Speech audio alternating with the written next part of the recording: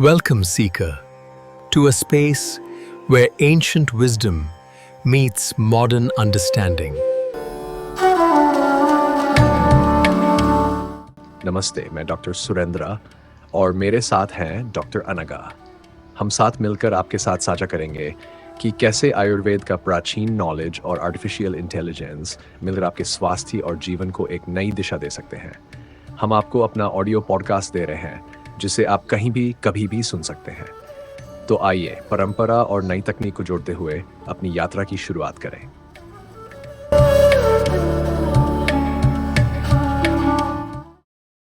नमस्ते।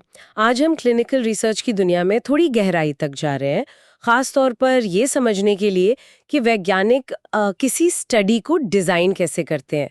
हमारे पास कुछ रिसर्च पेपर्स के हिस्से हैं जो इस पूरी प्रक्रिया पर रोशनी डालते हैं। हाँ, मकसद ये जानना है कि कैसे तय होता है कि किसी बीमारी के नए इलाज को परखना हो या उसके कारण पता करने हो या फिर किसी आबादी में स्वास्थ्य के रुझानों को समझना हो, तो किस तरह का अध्ययन ठीक रहेगा। बिल्कुल। और ये जानना जरूरी क्यों है, सही डिजाइन क्यों चुने। हाँ, ये बहुत जरूरी सवाल है। क्योंकि स्टडी का डिजाइन सीधे नतीजों की विश्वसनीयता पर असर डालता है ना, बिल्कुल। और लागत पर, वक्त पर भी। बिल्कुल बिल्कुल। गलत डिजाइन से गलत जवाब मिल सकते हैं। हाँ, या अधूरे जवाब। हाँ। तो चलिए इस गुत्थी को सुलझाते हैं। आखिर ये शोधकर्ता करते कैसे हैं, किस तरह के ढांचे, कौन से फ्रेमवर्क इस्तेमाल होते हैं। ये थोड़ा जासूसी कहानी जैसा लगता है, सबूत जुटाना, परिकल्पनाएं बनाना। हाँ, कुछ मायनों में ये जासूसी जैसा ही है। देखिए, मूल रूप से क्लिनिकल रिसर्च डिजाइन दो बड़ी श्रेणियों में बांटे जा सकते हैं। ओके। पहला है अवलोकनात्मक, ऑब्जर्वेशनल, जहां शोधकर्ता सिर्फ देखते हैं, रिकॉर्ड करते हैं। और दूसरा है प्रयोगात्मक, एक्सपेरिमेंटल या इंटरवेंशनल भी कहते हैं, जहां वो सक्रिय रूप से कुछ करते हैं, हस्तक्षेप करते हैं। अवलोकनात्मक जैसे दूर से देखना, बिना कुछ किए, दखल दिए बिना। बिल्कुल सही। इन स्टडीज में शोधकर्ता प्रतिभागियों को उनके सामान्य माहौल में देखते हैं और डेटा इकट्ठा करते हैं, कोई इलाज या हस्तक्षेप दिए बिना। अच्छा। ये तरीके बहुत महत्वपूर्ण हैं किसी बीमारी के पैटर्न को समझने के लिए, उसके संभावित रिस्क फैक्टर्स पहचानने के लिए और आगे की रिसर्च के लिए शुरुआती आइडियाज हाइपोथेसिस बनाने के लिए। जैसे कोई नई बीमारी के लक्षण नोटिस करना। हाँ बिल्कुल, जैसे कोई डॉक्टर किसी नई अजीब बीमारी के लक्षणों को पहली बार नोटिस करे। ठीक है, तो ये देखने वाले अध्ययन भी कई तरह के होते होंगे। हाँ, सिर्फ एक तरह का तो नहीं होगा। हाँ, इनमें भी प्रकार हैं। सबसे बुनियादी हैं वर्णनात्मक अध्ययन, डिस्क्रिप्टिव स्टडीज। ये बस स्थिति का वर्णन करते हैं। वर्णन जैसे केस रिपोर्ट। इसमें किसी एक मरीज की कोई अनूठी या असामान्य स्थिति का पूरा ब्यौरा होता है। एक मरीज का। हाँ, मान लीजिए किसी डॉक्टर को कोई ऐसा मरीज मिला जिसके लक्षण पहले कभी नहीं देखे गए, तो उसका वो डिटेल्ड डिस्क्रिप्शन एक केस रिपोर्ट बन सकता है। ये नई बीमारियों या दवाओं के अनदेखे असर को पहचानने में पहला कदम हो सकता है। अच्छा। फिर है केस सीरीज। इसमें एक जैसी कई केस रिपोर्ट्स को इकट्ठा करके देखा जाता है कि क्या कोई पैटर्न उभर रहा है, कोई समान बात दिख रही है। पैटर्न ढूंढना। हाँ, और एक बड़े पैमाने पर होता है जनसंख्या अध्ययन, पॉपुलेशन स्टडी। ये किसी एक व्यक्ति के बजाय पूरी आबादी के हेल्थ ट्रेंड्स को देखता है। ओके, ये तो हुए वर्णन करने वाले, डिस्क्रिप्टिव। लेकिन अगर हमें ये जानना हो कि मान लीजिए किसी चीज का किसी बीमारी से क्या रिश्ता है, संबंध क्या है, तब। बढ़िया सवाल। यहीं पर विश्लेषणात्मक अध्ययन एनालिटिकल स्टडीज काम आती हैं। एनालिटिकल। हाँ, ये सिर्फ वर्णन नहीं करते, बल्कि हेल्थ कंडीशंस और दूसरे फैक्टर्स जैसे लाइफस्टाइल या पर्यावरण, इनके बीच के रिश्तों का विश्लेषण करते हैं। ये एक्सपोजर और परिणाम के बीच संबंध की परिकल्पनाओं को परखने की कोशिश करते हैं। एक्सपोजर किसी चीज के संपर्क में आना, और परिणाम बीमारी होना। हाँ बिल्कुल। इनमें कुछ बहुत महत्वपूर्ण डिजाइन्स हैं। जैसे कि कौन से हैं वो अहम डिजाइन? सबसे पहले बात करते हैं कोहॉर्ट स्टडीज की। कोहॉर्ट? हाँ, कोहॉर्ट। इसे आप ऐसे समझ सकती हैं कि शोधकर्ता लोगों के एक समूह को चुनते हैं, इसे कोहॉर्ट कहते हैं, और फिर समय के साथ उनका पीछा करते हैं। हाँ, फॉलो करते हैं, ये देखने के लिए कि उनमें से किसे आगे चलकर कोई खास बीमारी या परिणाम होता है। ये फॉलोअप भविष्य में किया जा सकता है, जिसे प्रोस्पेक्टिव कहते हैं। प्रोस्पेक्टिव, भविष्य में देखना। हाँ, या फिर पुराने रिकॉर्ड्स देखकर अतीत से वर्तमान तक किया जा सकता है, वो रेट्रोस्पेक्टिव कहलाता है। अच्छा, रेट्रोस्पेक्टिव पुराने रिकॉर्ड से। हाँ बिल्कुल, पुराने डेटा को देखकर। तो ये प्रोस्पेक्टिव वाला तो किसी टाइम मशीन जैसा हुआ, जो भविष्य में देखती है कि क्या होता है। इसका फायदा क्या है? हाँ, प्रोस्पेक्टिव स्टडी कुछ वैसी ही है। इसका सबसे बड़ा फायदा ये है कि इससे घटनाओं का क्रम पता चल सकता है। क्रम? हाँ, यानी क्या कोई खास चीज जैसे स्मोकिंग, बीमारी जैसे कैंसर से पहले हुई, ये कारण और प्रभाव के रिश्ते को समझने में मदद करता है। अच्छा, कॉज एंड इफेक्ट। हाँ, ये उन स्थितियों के अध्ययन के लिए भी अच्छा है जहां किसी खास चीज के संपर्क में आना दुर्लभ हो, और इससे हम ये भी पता लगा सकते हैं कि नए मामले कितनी तेजी से आ रहे हैं, इंसिडेंस रेट, और किसी चीज के संपर्क में आने से बीमारी का खतरा कितना बढ़ जाता है, रिलेटिव रिस्क। सुनने में तो ये बहुत शक्तिशाली लगता है, लेकिन यकीनन इसमें कुछ मुश्किलें भी होंगी, महंगा होगा शायद। बिल्कुल, सबसे बड़ी चुनौती है समय और पैसा। खासकर प्रोस्पेक्टिव स्टडीज सालों तक चल सकती हैं और बहुत बहुत महंगी हो सकती हैं। और अगर बीमारी बहुत कम लोगों को होती है तो नतीजे देखने के लिए बहुत बड़े समूह या बहुत लंबे इंतजार की जरूरत पड़ सकती है। और एक और दिक्कत है, एट्रिशन। एट्रिशन वो क्या होता है? मतलब अध्ययन के दौरान लोगों का बाहर हो जाना। लोग मूव कर सकते हैं या उनका मन बदल सकता है। इससे नतीजे प्रभावित हो सकते हैं। अच्छा, तो फिर इसे कब इस्तेमाल करना सबसे सही रहता है? इसका बेस्ट यूज केस क्या है? ये डिजाइन तब बहुत कारगर होता है जब किसी बीमारी के कारणों, मतलब इटियोलॉजी, का पता लगाना हो। जैसे ये समझने के लिए कि किन जोखिम कारकों से दिल की बीमारी होती है, या फिर किसी बीमारी का भविष्य कैसा होगा, उसका प्रोग्नोसिस क्या है, ये जानने के लिए। अब आते हैं दूसरे महत्वपूर्ण विश्लेषणात्मक डिजाइन पर, case control studies. Case control? हाँ, ये कोहोर्ट के थोड़ा उलट है, ये अतीत में देखता है। अतीत में? हाँ, इसमें शोधकर्ता पहले उन लोगों को पहचानते हैं जिन्हें कोई खास बीमारी हो चुकी है, इन्हें केस कहते हैं। ओके, केस मतलब बीमार लोग? हाँ, और फिर उनकी तुलना उन लोगों के एक समूह से करते हैं जिन्हें वो बीमारी नहीं है, लेकिन वे बाकी मामलों में केस जैसे ही हैं। इन्हें कंट्रोल कहते हैं। अच्छा, एक तुलना वाला ग्रुप। बिल्कुल। फिर वे दोनों समूहों के अतीत में जाकर देखते हैं कि किसी संदिग्ध जोखिम कारक, मतलब सस्पेक्टेड रिस्क फैक्टर, का सामना करने की फ्रीक्वेंसी में, मतलब कितनी बार सामना हुआ, उसमें क्या अंतर था। अच्छा, तो ये जासूस की तरह अतीत की पड़ताल करना हुआ। बीमार और स्वस्थ लोगों के पिछले जीवन में क्या अलग था, ये खोजना। ये तो काफी तेज तरीका लगता होगा, फिर कोहोर्ट से तो तेज होगा। हाँ, तुलनात्मक रूप से ये तेज और कम खर्चीला होता है। ये उन बीमारियों के लिए बहुत उपयोगी है जो दुर्लभ है या जिन्हें विकसित होने में बहुत लंबा समय लगता है। क्यों? क्योंकि हमें सालों तक लोगों का पीछा नहीं करना पड़ता। डेटा तो पहले से मौजूद है, बस उसे खोजना है। इसमें कोहोर्ट स्टडी की तुलना में कम लोगों की जरूरत होती है। लेकिन अतीत पर निर्भर रहने में कुछ गड़बड़ भी हो सकती है, जैसे। सही पकड़ा। इसकी एक बड़ी सीमा है रिकॉल बायस। रिकॉल बायस? हाँ, जो लोग बीमार हो चुके हैं वे शायद अपने अतीत के बारे में ज्यादा सोचते हैं और किसी खास चीज को ज्यादा याद रख सकते हैं या शायद गलत याद रख सकते हैं, जबकि स्वस्थ लोग शायद उतना ध्यान ना दें। ये तो है। और एक और चुनौती है सिलेक्शन बायस। मतलब ये पक्का करना कि केस और कंट्रोल समूह वाकई तुलनीय हैं, उनमें बस बीमारी का ही फर्क हो, बाकी चीजें समान हो। और ये पता लगाना भी मुश्किल होगा कि कौन सी चीज पहले हुई, एक्सपोजर या बीमारी। हाँ, वो अस्थायी संबंध स्थापित करना मुश्किल हो सकता है। तो फिर केस कंट्रोल स्टडी का सबसे अच्छा इस्तेमाल कहाँ होता है? ये अक्सर बीमारियों के अचानक फैलने, मतलब आउटब्रेक्स, की जांच में बहुत काम आता है। जैसे ये पता लगाना कि किसी खाने की चीज से फूड पॉइजनिंग क्यों फैली, और दुर्लभ बीमारियों के संभावित कारणों को तेजी से खोजने के लिए भी ये एक फेवरेट तरीका है। एक और अहम डिजाइन है cross sectional studies. Cross sectional?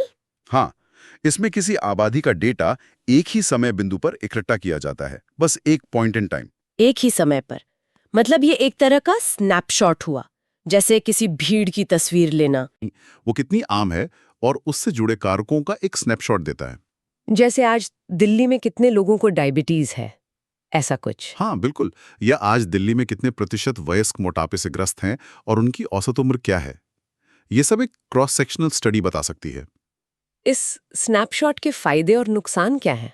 फायदा यह है कि ये तेज और सस्ता है। हमें तुरंत पता चल जाता है कि कोई समस्या कितनी बड़ी है।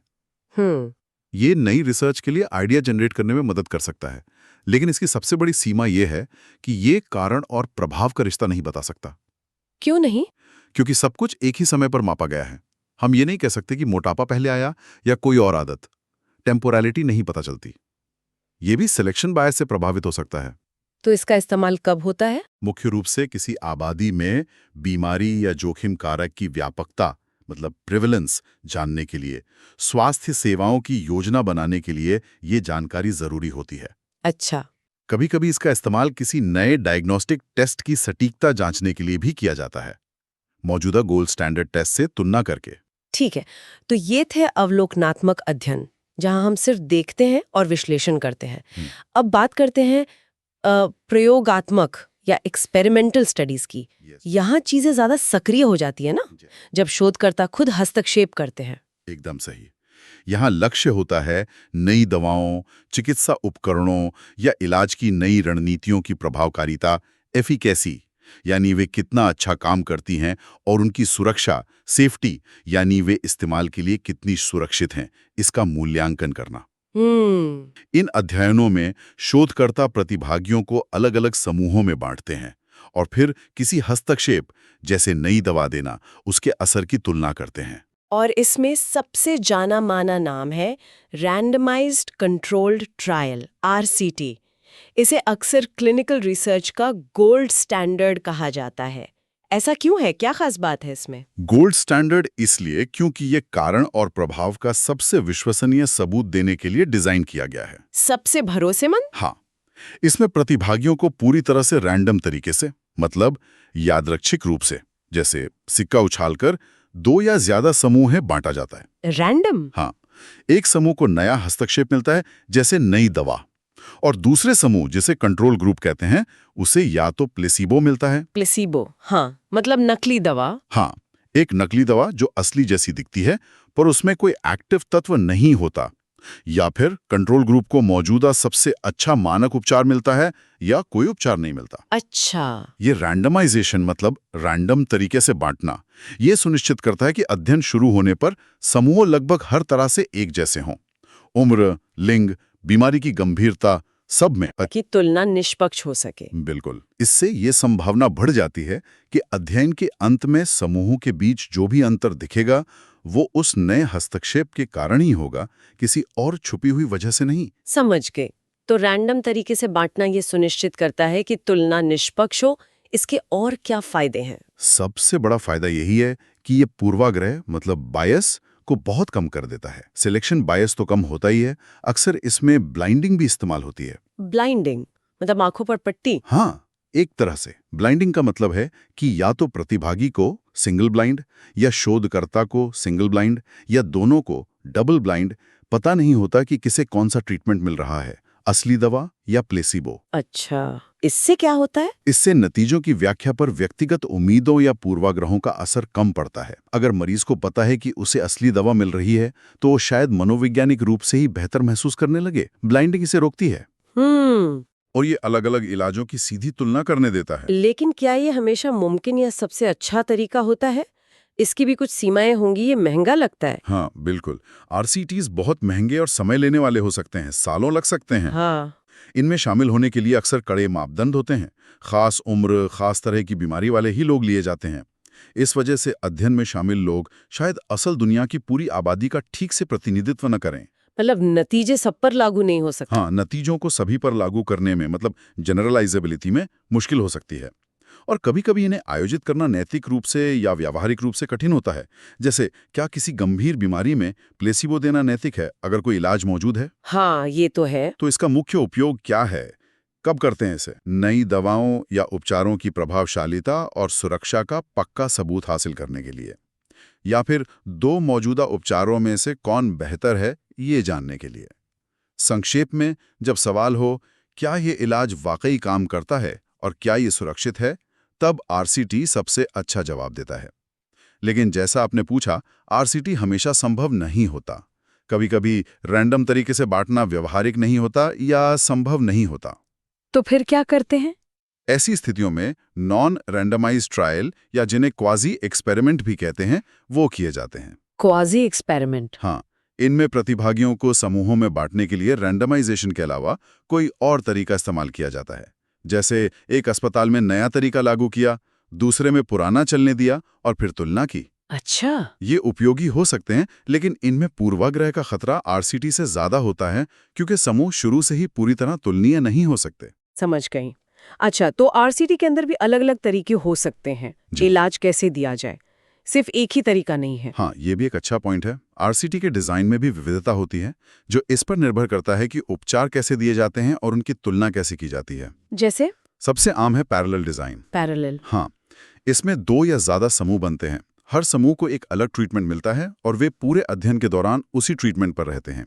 अंत में समूहों के नतीजों की तुलना की जाती है। सीधा सरल डिजाइन है। ओके, फिर एक दिलचस्प डिजाइन है क्रॉसओवर डिजाइन। क्रॉसओवर। ये कैसा है? इसमें हर प्रतिभागी बारी-बारी से सभी ट्रीटमेंट लेता है। हर कोई? हाँ, जैसे मान लीजिए 2 ट्रीटमेंट हैं, ए और बी। तो आधे लोग पहले कुछ हफ्ते ट्रीटमेंट ए लेंगे, फिर कुछ वक्त का गैप देंगे जिसे वॉश आउट पीरियड कहते हैं, ताकि पहले ट्रीटमेंट का असर खत्म हो जाए, और फिर कुछ हफ्ते ट्रीटमेंट बी लेंगे। बाकी आधे लोग पहले बी लेंगे, फिर ए। अस्थायी होता है और बीमारी जल्दी बदलती नहीं है। वॉश आउट पीरियड जरूरी है ताकि एक इलाज का असर दूसरे पर न पड़े। और भी डिजाइन है? हाँ, जैसे फैक्टोरियल डिजाइन। इसमें एक ही समय में 2 या ज्यादा हस्तक्षेपों का मूल्यांकन किया जा सकता है। जैसे क्या दवा ए काम करती है, क्या दवा बी काम करती है, और क्या ए और बी साथ में ज्यादा अच्छा काम करती हैं। ये सब एक ही स्टडी में पता चल सकता है। ये तो काफी एफिशिएंट हुआ। हाँ, और एक और एडेप्टिव डिजाइन। ये आजकल काफी चर्चा में है। इसमें अध्ययन के दौरान मिलने वाले डेटा के आधार पर ट्रायल के प्रोटोकॉल में बदलाव करने की गुंजाइश होती है। चलते हुए ट्रायल में बदलाव कैसे? जैसे अगर शुरुआती नतीजों में कोई ट्रीटमेंट बहुत अच्छा काम करता दिख रहा है, तो उसमें ज्यादा लोगों को डाला जा सकता है। या अगर कोई ट्रीटमेंट बिल्कुल काम नहीं कर रहा, तो उसे बंद किया जा सकता है। इससे ट्रायल ज्यादा लचीला और कुशल बन जाता है। ये तो दिलचस्प है। और कंट्रोल ग्रुप की बात हुई थी, आपने कहा था वो हमेशा प्लेसिबो यानी नकली गोली ही नहीं होता। सही कहा। कंट्रोल ग्रुप कैसा होगा, ये शोध के सवाल और नैतिक विचारों पर बहुत निर्भर करता है। ये ट्रायल की वैलिडिटी के लिए बहुत जरूरी है। तो प्लेसिबो के अलावा और क्या हो सकता है? एक होता है active treatment control. Active treatment. हाँ, इसमें नए इलाज की तुलना पहले से मौजूद सबसे अच्छे मानक इलाज, मतलब स्टैंडर्ड ऑफ केयर, से की जाती है। यहाँ सवाल होता है, क्या नया इलाज पुराने से बेहतर है या कम से कम उतना ही अच्छा है, लेकिन शायद साइड इफेक्ट्स कम है। ये ज्यादा नैतिक लगता है अगर पहले से कोई इलाज मौजूद है। बिल्कुल, खासकर गंभीर बीमारियों में। फिर होता है डोज कंपैरिजन कंट्रोल। इसमें एक ही दवा की अलग अलग खुराकें दी जाती हैं ताकि पता चले कि कौन सी खुराक सबसे असरदार और सुरक्षित है। डोज रिस्पॉन्स रिलेशनशिप देखा जाता है। अच्छा, डोज ढूंढने के लिए। हाँ, और एक होता है हिस्टोरिकल कंट्रोल। इसमें मौजूदा ट्रीटमेंट ग्रुप की तुलना पिछले अध्ययनों के मरीजों या पहले इलाज किए गए मरीजों के डेटा से की जाती है। पुराने डेटा से तुलना। ये तो आसान लगता होगा। सस्ता और तेज हो सकता है, लेकिन इसमें बायस का बहुत ज्यादा खतरा होता है, क्योंकि समय के साथ इलाज के तरीके बदल जाते हैं, मरीजों की प्रोफाइल बदल जाती है। तो पुराने और नए ग्रुप की तुलना करना अक्सर सेब और संतरे की तुलना करने जैसा हो जाता है। इसलिए इसे कमजोर डिजाइन माना जाता है। बाप रे, इतने सारे विकल्प! ये तो वाकई एक पहेली जैसा लगता है। मतलब अवलोकनात्मक, प्रयोगात्मक, फिर उनके अंदर इतने सारे प्रकार। तो आखिर एक शोधकर्ता कैसे तय करता है कि कौन सा डिजाइन चुनना है? ये निर्णय कैसे लिया जाता है? इतना कंफ्यूजन।